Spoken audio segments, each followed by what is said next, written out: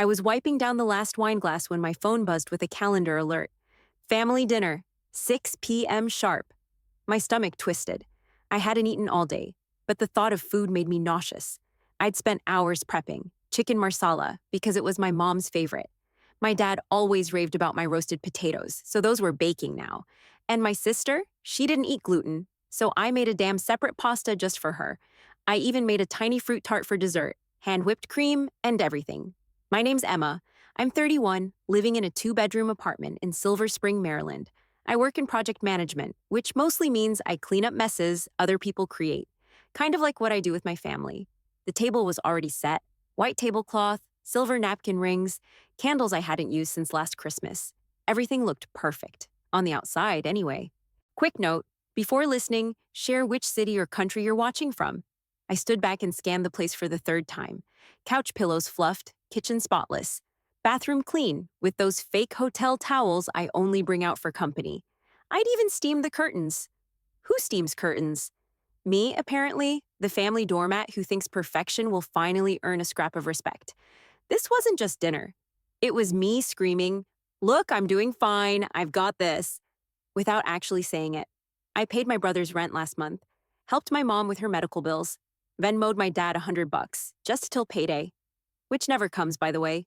They never say thank you. Not really, just ask for more, like it's expected. Like I owe them for existing. But tonight I wanted something different. Not applause, just acknowledgement. A thanks for dinner, maybe a you didn't have to, but this is nice. Something real. I adjusted a wine glass that was barely off center. My hands were shaking a little, so I shoved them in my pockets. This wasn't nerves, this was pressure. A deep, buzzing tension that had been building for years. I wanted them to see me as more than a paycheck or a fallback plan. I lit the candles, then checked the time. 5:41 p.m. 14 minutes until the catering arrived. 19 until the doorbell rang. I took one last look at the room, everything in its place, just like I wanted, and walked to the kitchen to double-check the plating trays. I opened the catering app again and stared at the screen like it might suddenly say, "Just kidding." But there it was, confirmed delivery, arriving by 6 p.m. from Le Court's Bistro. I'd splurged. Real cloth-lined trays, fresh herbs sprinkled over everything, even a complimentary bottle of wine. Cost me nearly a week's groceries, but hey, image matters, right? I put my phone down and walked back to the living room, straightened a coaster, fluffed a pillow, then another. Then I picked up the same candle I'd lit earlier and rotated it slightly, as if that'd fix whatever was crawling under my skin. I vacuumed the rug again, even though it was already clean. Wiped the baseboards, rearranged the napkins. That same buzz in my chest wouldn't let up. Something felt off, like the silence before a power outage. The doorbell rang at 5:57. I smoothed my shirt and opened the door with a smile I didn't feel. My mom came in first, in one of those loud floral blouses she thought made her look younger. "Oh, look at this place," she said, kissing my cheek. "You've really outdone yourself. Again." Her voice was sweet on the surface, but there was that undertone. Like this was a performance, and she was just here to review it. My dad followed, arms full of nothing. He nodded at me. "Smells good," he said, already glancing past me toward the dining table like he was rating it on Yelp. Then came my brother Dylan, with his usual backward hat and that smug grin. "Yo, is this catered?" "Fancy," he said, tossing his jacket on the back of my armchair like it was a frat house. And last, my sister Amanda, vegan, gluten-free, full of judgment. "I brought my own dressing," she said, holding up a mason jar. "Just in case." Of course she did. They all filtered in like it was a networking event. No one offered to help. No one asked how I was. They just claimed their seats and settled in like it was owed to them. We sat down, and for the first 10 minutes, everything was fake smiles and half-hearted compliments. "This chicken is so tender," my mom said, chewing like she barely meant it. "You always go the extra mile." I nodded. "Glad you like it." Amanda nudged a roasted potato with her fork like it was toxic. "Is this organic?" "No," I said, "but it won't kill you." Dylan laughed. "Savage. Emma's been spicy lately." My dad poured himself more wine. "You've always had expensive taste. Must be nice." There it was, the dig. They never said it out loud, not directly, but it always came down to the same thing. If I had money for wine and catering, then I had money for them. I tried to swallow the resentment, focused on chewing, on smiling, just get through dinner. That was the mantra. You know, my mom said, dabbing her mouth, Dylan's car's in the shop again, and Amanda's trying to enroll in that nutrition certification. But it's been hard. Financially, there it was again. That passive pitch. Like I was a sponsor and they were contestants on some twisted game show. Yeah, Dylan added. Crazy how expensive breaks are these days. I didn't respond, just sipped my water and nodded like I was thinking it over. I wasn't. I was cataloging. Every line, every hint, every quiet expectation. Amanda sighed. I just think it's awesome you're so stable now, Em. Like, it must feel good to be able to help when people need it. I nearly choked. They weren't here for dinner. They were here to make the ask, wrapped in compliments and fake concern. I was the event planner, the wallet, the emotional sponge.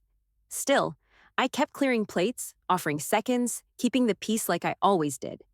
But I felt it in my chest, a burn that was more than heartburn. I stood up. Anyone want coffee? I asked. Before anyone could answer, I was already walking to the kitchen. I stood in the kitchen, gripping the edge of the counter while the coffee brewed behind me.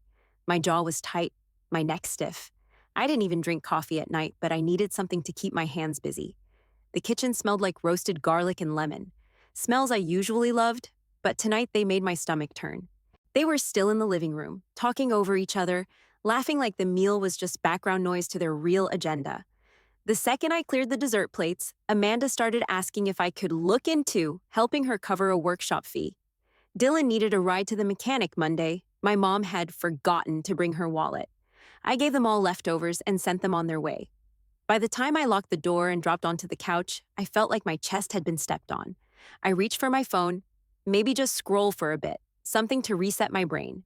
One new message, no name, just a number I didn't recognize. The text read, "Watch this video and learn how your family really feels about you." Underneath was a link. My first instinct, scam, obvious. Click that and boom, all my passwords gone. But then I stared at the screen a second longer. The timing, the wording. My finger hovered over the link. Curiosity won. The video loaded fast. No intro, no edits. Just a shaky clip of Dylan's apartment. I recognized the busted blinds and the ugly brown couch. He was sitting there with Amanda, my mom, and my dad. Half-empty bottles on the table, red Solo cups in hand. Someone else must have been recording. Maybe a friend.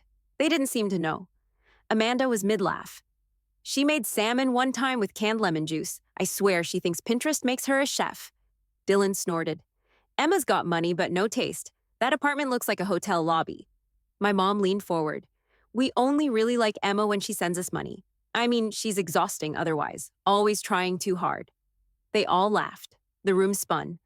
Then my dad raised his cup. To the family ATM, long may she pay. The video cut off right there. No fade out, just black. I couldn't move, couldn't breathe. I replayed the last line, the sound of his voice. Casual, smug, not a hint of shame.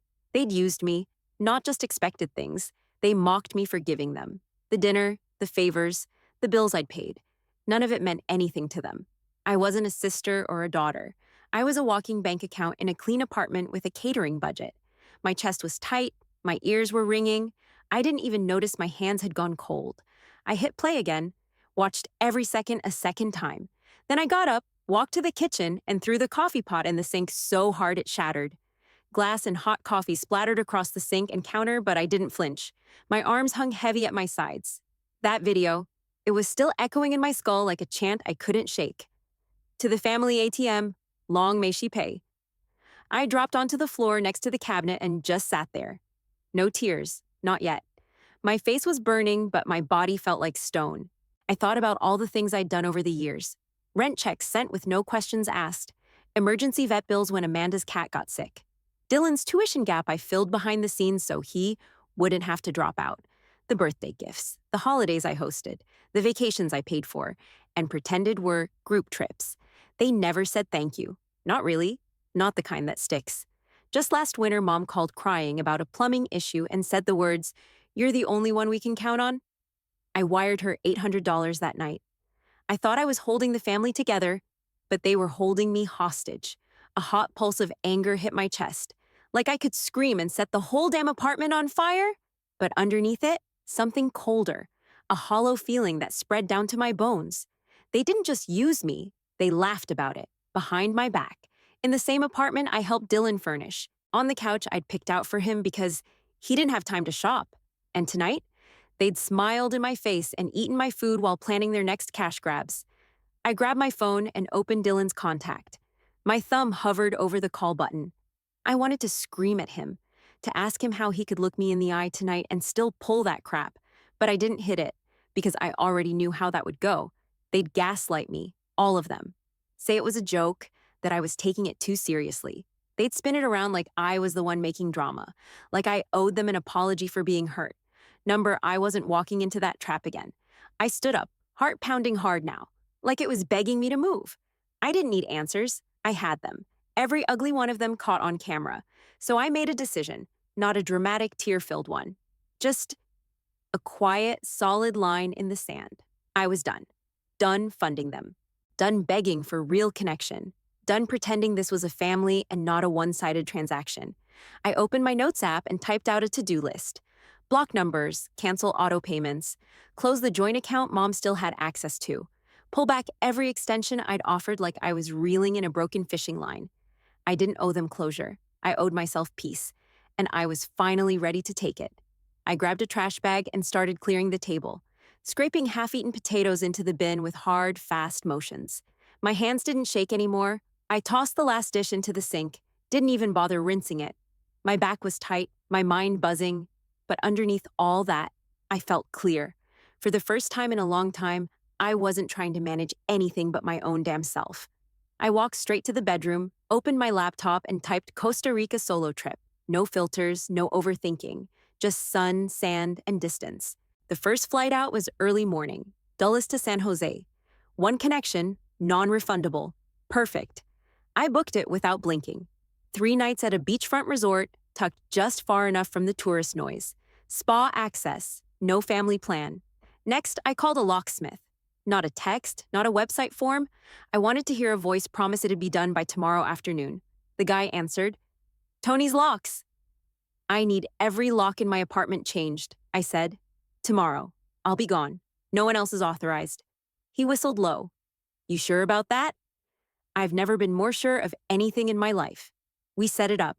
I gave him the building access code, the instructions, told him to leave the new keys in a locked box, only I would have the code to. No spare keys for mom. No more emergencies where Amanda lets herself in to borrow my blender and leaves the fridge open. I opened my banking app next and went straight to the recurring transfer section. Amanda, $200 per month for self-care expenses. Gone.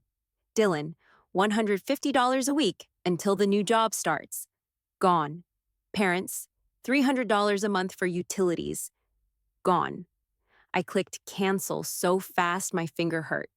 Then I called the electric company and removed my name from mom's account.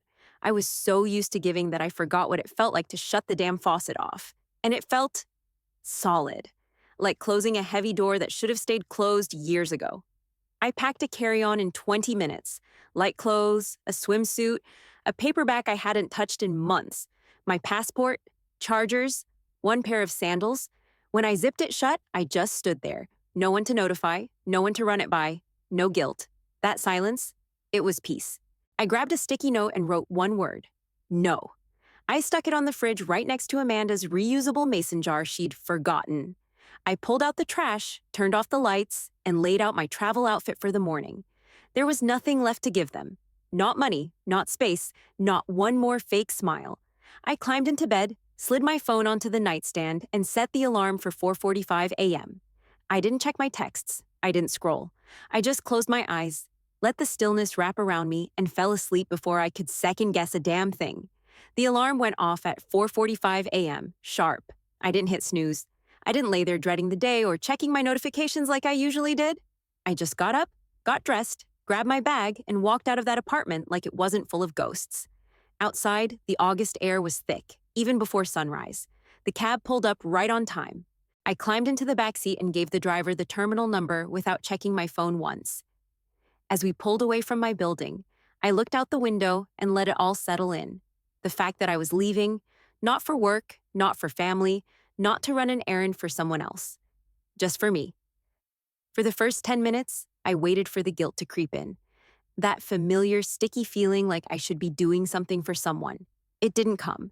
I didn't owe anybody anything. Not anymore. I stared out at the highway, watching the early morning traffic start to build. I still didn't touch my phone. No music, no scrolling, just silence.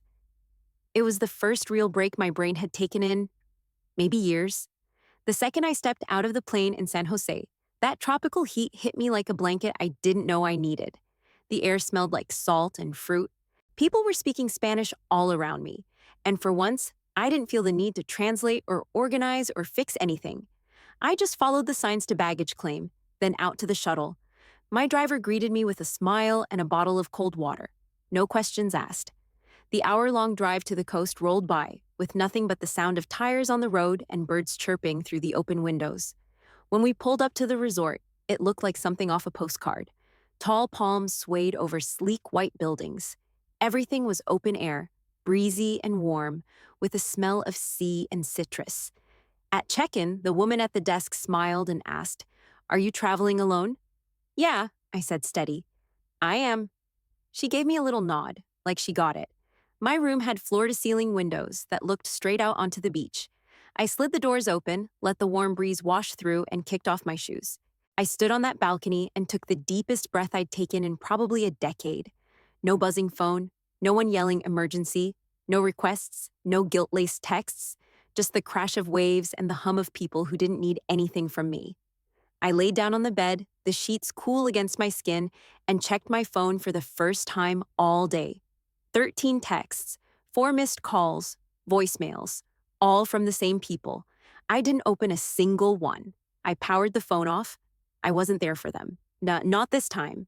I went down to the beach barefoot, walked straight into the surf until the waves soaked the hem of my dress. The water was warm, the sun already rising higher, burning through the fog in my head like it had no patience for it. A guy on the beach offered to set up a lounge chair. I waved him off and just sat in the sand. It stuck to my skin. I didn't care. I wanted to feel everything: the heat, the breeze, the freedom. That silence, the one I used to be afraid of, it wasn't empty. It was mine. I walked back up to the resort, sand in my shoes, salt on my legs, and I ordered the most expensive thing on the room service menu. Room service showed up with grilled lobster, garlic butter on the side, and a dessert I didn't even recognize but ordered just because I felt like it. I ate it all on the balcony, still in my beach clothes, feet up, sunburn starting to settle in, and I didn't think once about what anyone else wanted. The next morning, I woke up when I felt like it.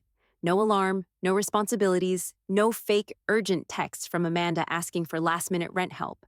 I hiked up a steep jungle trail with a local guide named Rosa, who pointed out sloths and red frogs and stopped whenever I needed a break.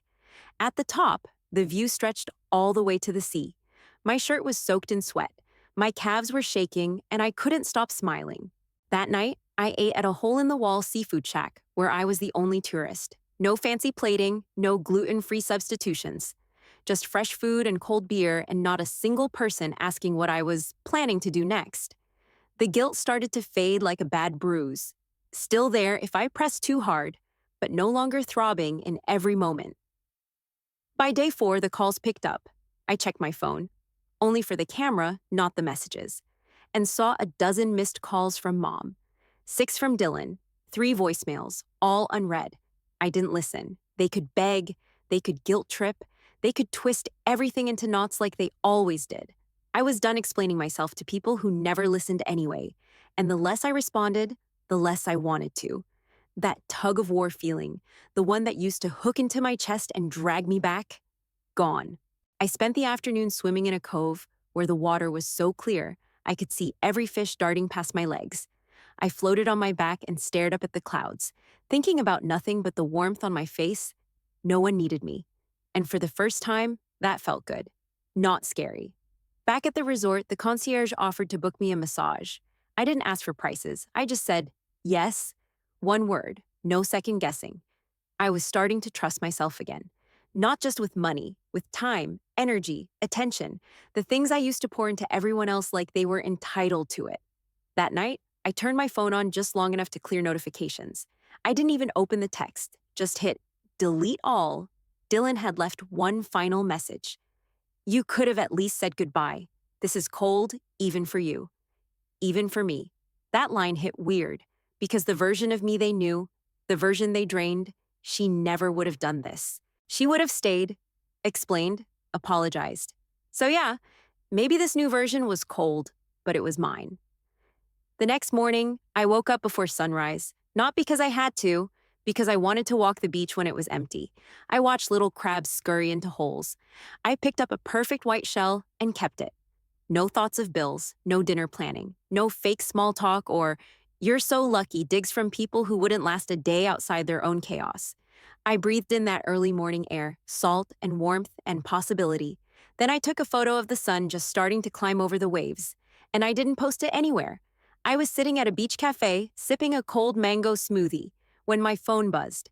I turned notifications back on, mostly for flight info, but this one was from Sarah, an old friend from college I hadn't heard from in months. Hey, I don't want to get in the middle of anything, but your family's going off on Facebook. Thought you should know.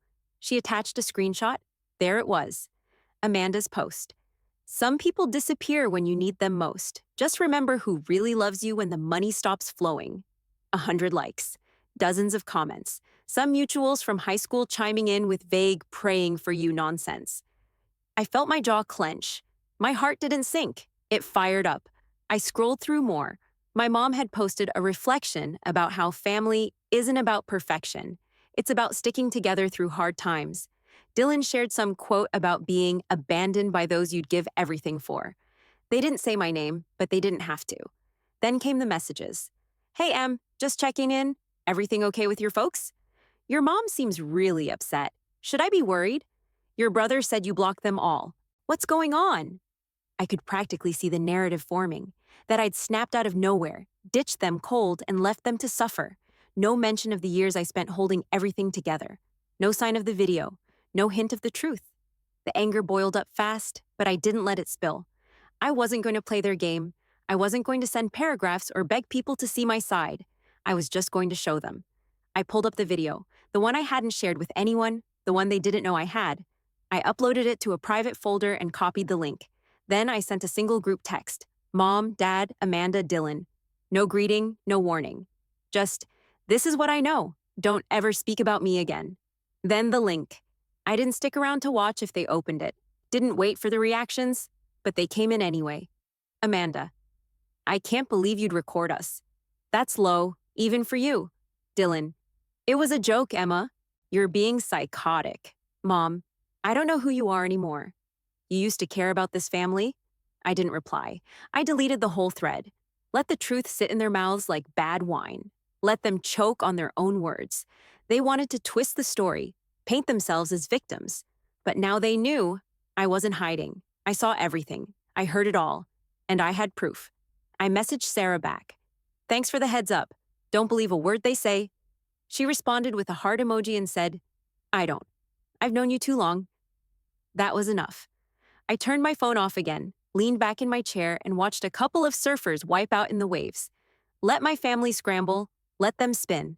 I had nothing left to give them, not even a reaction. I stepped out of the Uber and dragged my suitcase up the stairs to my building. It felt weird, coming back to the place that used to feel like a pressure cooker. But now, it was just home. The new locks clicked perfectly. I hadn't even made it through the door when I heard my name. Loud, impatient. Emma. I turned. All four of them were standing by the curb like they'd been waiting. My mom crossed her arms. Amanda had her hands on her hips like she'd rehearsed this. My dad looked annoyed. Dylan looked smug. You can't just disappear on your family, my mom said. We've been worried sick. You made it look like we were monsters, Amanda added. That video was taken out of context. Do you know what people are saying? Dylan asked. Do you even care what you've done to us? I didn't move from the top step. You're not victims, I said, calm. You got caught saying what you really think. I'm just done pretending I don't hear it. My dad stepped forward. You're overreacting. That video wasn't serious. Family's joke. You're acting like a stranger. I looked him dead in the eye. I'm acting like someone who finally knows better. My mom's voice cracked. So what? This is it? You're cutting us off because of one stupid night? No, I said. I'm cutting you off because that night wasn't the exception. It was the truth. Amanda scoffed. You're being cruel. I tilted my head. Number Cruel was using me, mocking me, and expecting me to come back smiling. They all started talking at once, voices overlapping, excuses, guilt trips, fake shock. I didn't listen.